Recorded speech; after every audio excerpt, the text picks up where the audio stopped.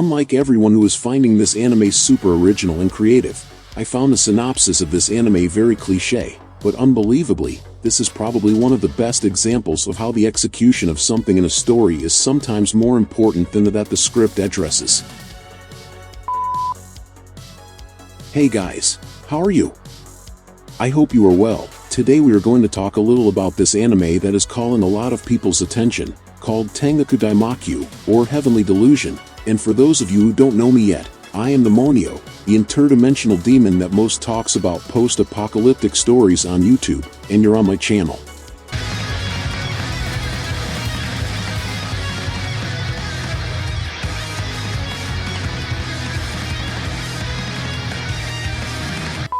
If I were to summarize for you what the synopsis of Heavenly Delusion is, in the simplest possible way, I would probably say that they are two young people, surviving in a post-apocalyptic world, and that's it. Even though everything is much more complex than that, the basic synopsis is a post-apocalyptic survival story, and the first scenes of the anime don't help much, as we see the two protagonists walking around in this devastated world, exploring empty houses and looking for supplies or something they can use, and soon they come across other people who live in this world who might pose a threat, and the person watching is going to think, I've seen this so many times in movies where disaster has happened and the world is destroyed.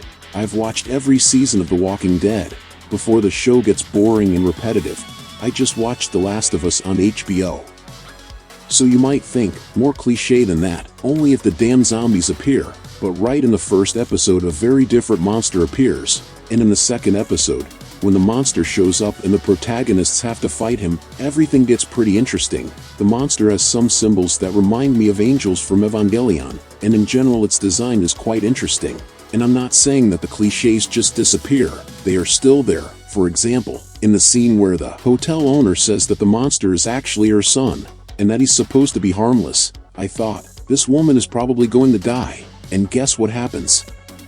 Yes, she dies. But I really like the way the story is conducted, like the sequence in the hotel, where the hotel owner is always shown holding some kind of weapon. In the first scene where she appears, her back is turned, and we have a framing on the side she is holding, and the side is covered in something that looks like dirt, but as the scene goes by so fast, it can give the impression that it is blood, and this refers to frames used in horror movies, where the weapon is highlighted in front of the victim, and this serves to create an atmosphere of uncertainty and restlessness, because although it seems that everything is fine, you feel that there is something wrong there. In general, the direction is very good.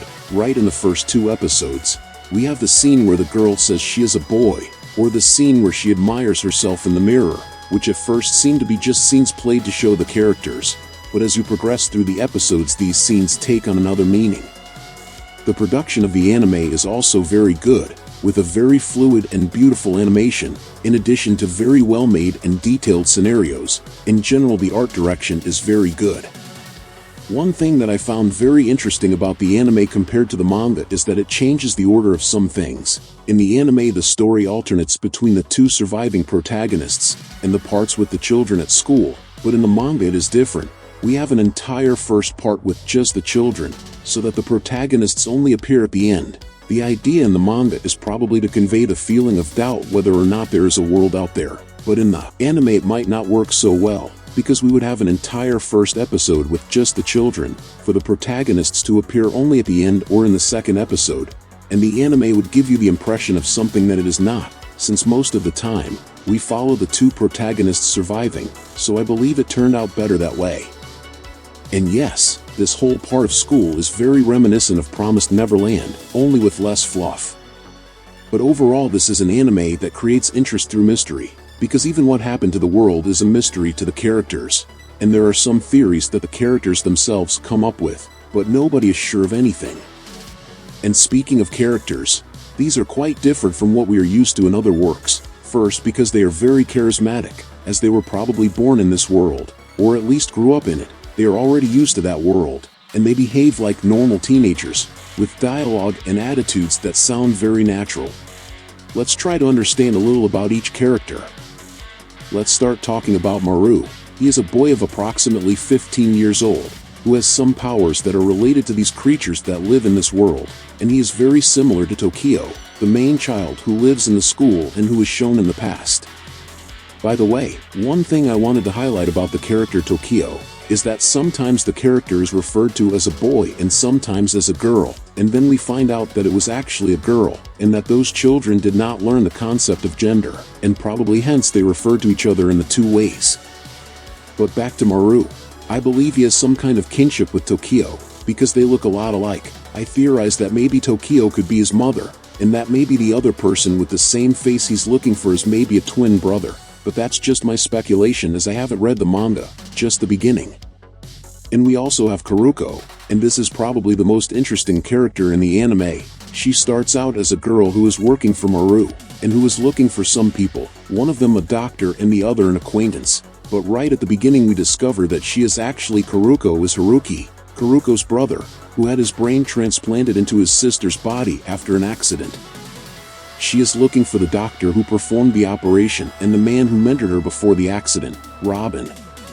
On the one hand, this character's conflict is very interesting, because this is a very didactic representation of how a transsexual person feels, and how it affects their life. But at the same time we have some strange things, since this boy says he is in love with his own sister, and the way he is shown it seems that he really sees his sister as a woman, and when he happens to have his sister's body, all these feelings and desires seem to be very confused and conflicting. But at the same time, while he is in love with his sister, it seems that the boy also has feelings for his former mentor, Robin, which makes everything even more complex. In short, a very complex and layered character.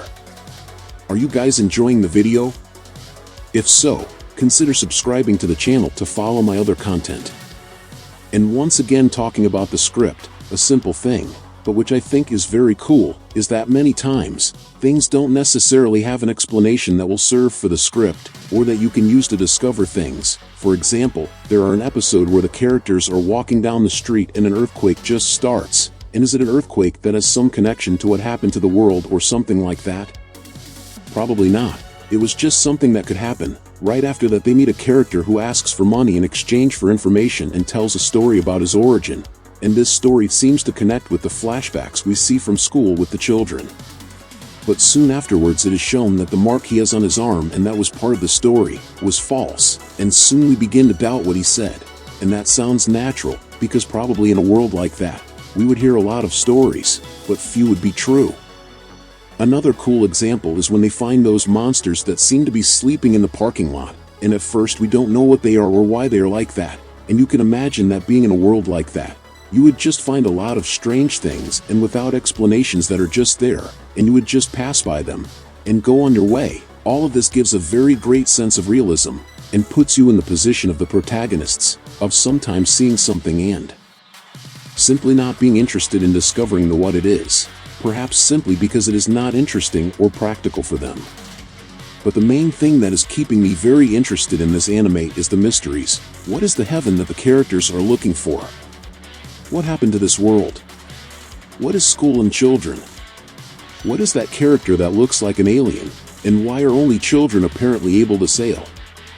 And all this intrigues me a lot, because the impression I have is that it is a well-written story with a very large scope, where many things will still connect, and have great consequences on what happened to the world, the origin of the monsters, the origin of the Maru's powers, and the anime shows very subtle things to pique our curiosity, like the children's drawings, which seem to have symbolism and parallels with some things we see in this world.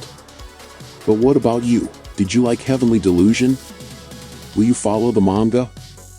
Leave it in the comments, and if you like the content, watch my other videos talking about other anime. Until next time my people, demonic hugs.